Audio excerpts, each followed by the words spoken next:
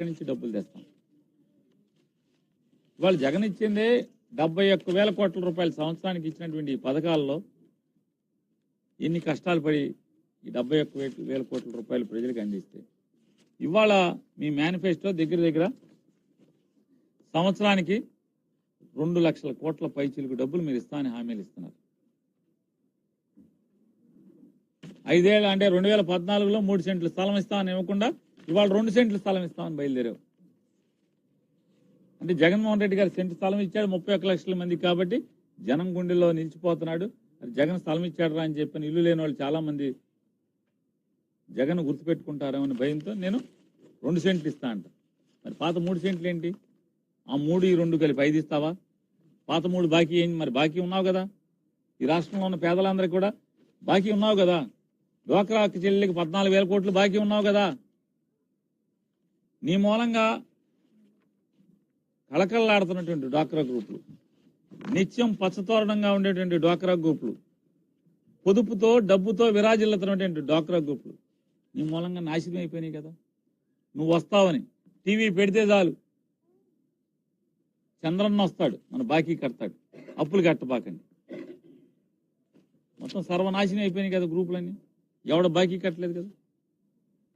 ఇప్పుడు మళ్ళీ ఈ దొంగ హామీలు పోనీ ఎలా ఈ హామీలు ఇంత అవుతాయి? జగన్మోహన్ రెడ్డి గారు చెప్పాడు కదా, ఇదిగో నేను ఇచ్చిన హామీల్లో ఇవాళ ఇస్తా, మొన్న ఇచ్చిన ఇంత అయినాయి, ఈసారి నేను ఇది ఇవ్వగలను, ఈ రాష్ట్రం ఆదాయం ఎంత, ఖర్చు ఎంత అని చెప్పాడు కదా.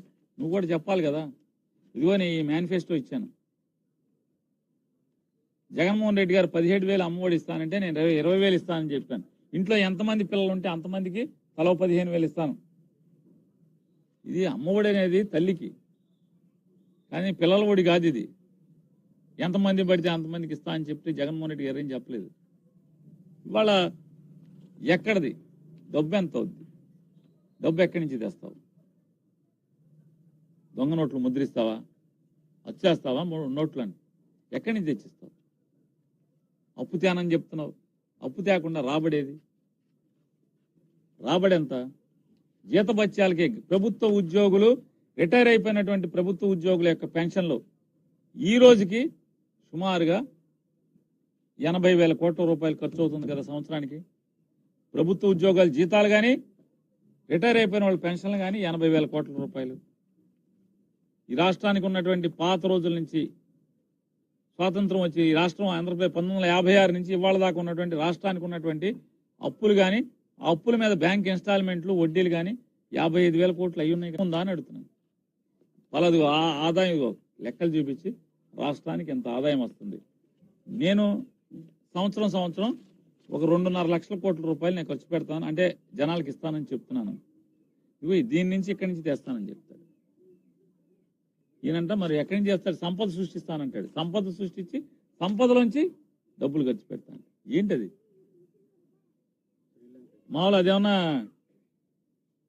అక్షయ పాత్ర లేదా లంకి బిందులా? ఎక్కడి నుంచి వస్తాయి? రాష్ట్రానికి ఆదాయం ఎక్కడి నుంచి తెస్తావు? చెప్పాలి కదా. ఈ పథకాలు అమలు చేయడానికి నీకు డబ్బు ఎక్కడి నుంచి తెస్తావు?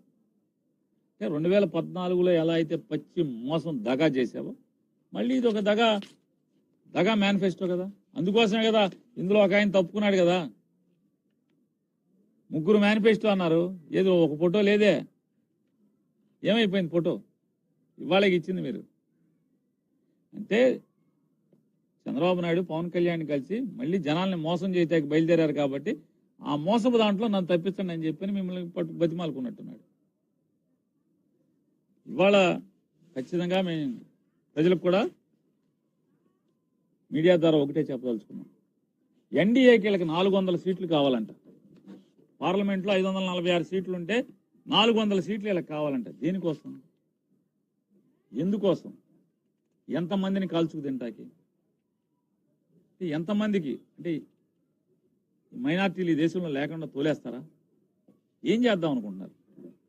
అత్యధిక మెజారిటీ దేనికి? మీకు అత్యధిక మెజారిటీ ఇవ్వటం వల్ల ఇట్లాంటి వాళ్ళకి ఇలా 3 కలిసి ఎవరెవరు ఎలా చేస్తున్నారు మనం చూసాం. అత్యధిక మెజారిటీ ఇవ్వటం వల్ల ఏమేం చేయబోతున్నారు? అంటే ఎవరైనా ఓట్లు తీసేయబోతున్నారా? ఎవరైనా పౌరసత్వాలు రద్దు చేయబోతున్నారా? ఏం దుడుకు చర్యలు చేపట్టడం కోసం మీకు 400 పైచీలకు కావాలి? ఎందుకు కావాలని అడుగుతున్నాను. ఎవరైనా మా ప్రభుత్వానికి ఇవ్వండి, దేశానికి మంచి చేస్తామని మాట్లాడతారు. 400 సీట్లు ఎందుకు అడుగుతున్నారు మీరు? చెప్పాలి కదా.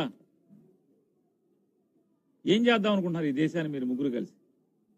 భారతీయ జనతా పార్టీ మీరు ముగ్గురు కలిసి ఇవాళ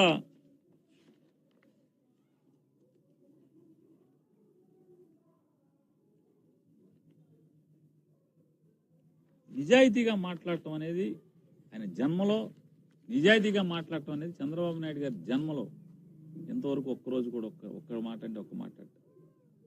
ఎంతసేపు మోసం, దగ. అవసరం ఉన్నప్పుడేమో అరచేతిలో వైకుంఠం చూపిస్తాం, అవసరం తీరిపోయిన తర్వాత తగలబెట్టేయడం. అంటే మనిషి అన్నాక రాజకీయ నాయకుడికి 100 మాటలు చెప్తే కనీసం 90 మాటలన్నా అమలు చేయాలి కదా. నమ్మకం కలిగించాలి కదా ప్రజల్లో, విశ్వసనీయత ఉండాలి కదా. అది ఇటు చెప్తే చేస్తాడరా అనేది. మరి మీలాంటి వాళ్ళ వల్ల, చంద్రబాబు నాయుడు, పవన్ కళ్యాణ్ లాంటి వాళ్ళ వల్లే కదా, ఈ భారతీయ జనతా పార్టీ లాంటి వాళ్ళ వల్లే కదా భారతదేశంలో లేదా ఆంధ్ర రాష్ట్రంలో రాజకీయ నాయకులకు విలువ పోతున్నది. ఈ రాజకీయ నాయకులు అంటే దొంగల కింద, వీళ్ళు అవసరం ఉంటే ఓట్ల కోసం ఎన్ని పచ్చి మోసపు మాటలైనా మాట్లాడతారు. ఓట్లు ఎంచుకున్న తర్వాత మళ్ళీ మోసం చేస్తారనేటువంటి ముద్ర ఎంచుకుంటాకి రాజకీయ నాయకులు. కాబట్టి ఏంటి మీరు చేస్తున్నది? ఇవాళ ఇందులో ఒక్కటంటే ఒక్కటి, అన్ని జగన్ పథకాలే కదా. ఈ జగన్ పథకాలు అమలు చేయడానికి మీరు కావాలా? జగనే ఉన్నాడుగా. మొన్నటిదాకా వాలంటీర్లను తిట్టామని చెప్తున్నారు. వాలంటీర్లు అమ్మాయిలను అమ్ముతున్నారని చెప్పారు. మెట్ట మధ్యాహ్నం ఇంటి ఆయన లేనప్పుడు వచ్చి తలుపులు కొడతారు, జాగ్రత్త అని చెప్పారు. ఆడవాళ్ళని లోపరుచుకుంటారు వాలంటీర్లు అని చెప్పి మాట్లాడారు. ఇవాళ వాలంటీర్ వ్యవస్థను రద్దు చేస్తామని మొన్నటిదాకా మాట్లాడారు. ఇప్పుడు ఏం చెప్తున్నారు ఈ మేనిఫెస్టోలో?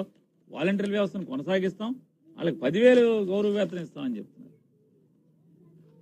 నీకు తెలీదా? జనాలకు తెలీదా? జనాలకు తెలీదా అన్న, లేకపోతే వాలంటీర్లకు తెలీదా మీరేం చేస్తారో?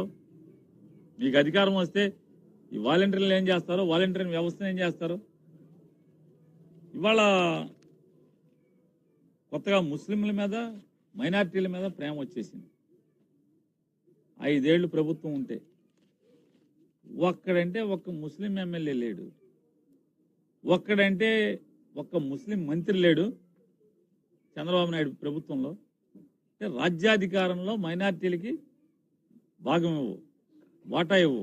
ఇప్పుడు మాత్రం మళ్ళీ ఓట్లు కావాలంటే ముస్లిం మైనారిటీలు సంక్షేమం చేసేస్తా అంటే, క్రిస్టియన్ మైనారిటీలు సంక్షేమం చేసేస్తా అంటే. కులానికి కిందటిసారి ఏం చెప్పాడు? 2014లో రజకుల్ని ఎస్సీ చేస్తా అని చెప్పాడు, మత్స్యకారులను ఎస్సీ చేస్తా అని చెప్పాడు, బోయల్ని ఎస్టీ చేస్తా అన్నాడు, కాపుల్ని బీసీ చేస్తా అన్నాడు. ఎవడన్నా చేశాడా? మత్స్యకారులు బీసీలో ఉండిపోయారు, కాపులు ఓసీగానే ఉండిపోయారు, రజకులు అలాగే బోయలు వాళ్ళు బీసీగానే ఉండిపోయారు. ఎవడి కులం మారలేదే. మారుస్తా అని చెప్పి వర్గీకరణ చేస్తా అని చెప్తావు, మాలామాదిగలను విడగొట్టే ప్రయత్నం చేస్తావు. ఎన్నాళ్ళైంది? 1999 నుంచి ఢిల్లీలో చక్రం తిప్పా అని చెప్పావు. ఏమన్నా చేశావా? మళ్ళీ ఇవాళ ప్రతి ఎన్నికలకి మళ్ళీ వర్గీకరణ తీసుకొచ్చి మొదలెడతావు. ఇవాళ ఇదొక దగాకోరు. అంటే కులానికి మొన్నదాకానేమో రజకులకి ఇస్త్రీ పెట్టిస్తాను, ఇప్పుడేమో కరెంట్ ఇస్త్రీ పెట్టిస్తాడంట. మొన్నదాకానేమో వడ్డేర్లకేమో సుత్తీను గొడ్డలు ఇస్తా అని చెప్పాడు, ఇప్పుడేమో వడ్డేర్లకేమో కరెంటు డ్రిల్లింగ్ మెషిన్ ఇస్తాడంట. ఇంకేం చెప్తాడు? చేనేత కార్మికులకి మర్మగ్గాలు ఇస్తాడంట.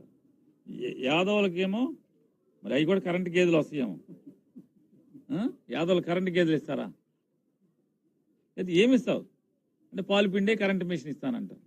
అంటే ఎంతసేపు వెనుకబడిన కులాలు కులవృత్తుల మీద ఆధారపడిపోయి వాళ్ళు ఎప్పుడు కూడా చదువులు లేకుండా, ఉద్యోగాలు లేకుండా, వాళ్ళ జీవితాల్లో అభ్యున్నతి లేకుండా వాళ్ళు కులవృత్తులు చేసుకుని ఉండాలి.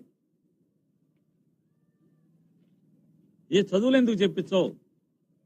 వెనుకబడిన కులాలకి, ఒక ఒడ్డెర కులస్తుడికి, ఒక యాదవుల కులస్తుడికి, లేకపోతే ఒక నాయి బ్రాహ్మడికి, అంటే దాన్ని ఏమంటారు ఇప్పుడు కొత్తగా బొయ్యని మెషిన్ వచ్చింది, కత్తిరి బదులు ట్రిమ్మర్లు. అంటే కొత్తగా నువ్వేం చెబుతావు? నాయి బ్రాహ్మణులకు ట్రిమ్మర్లు కొనిస్తానంటావు. ట్రిమ్మర్లు కొనేటువంటి యాడి పిల్లలకు చదువు ఎందుకు చెప్పి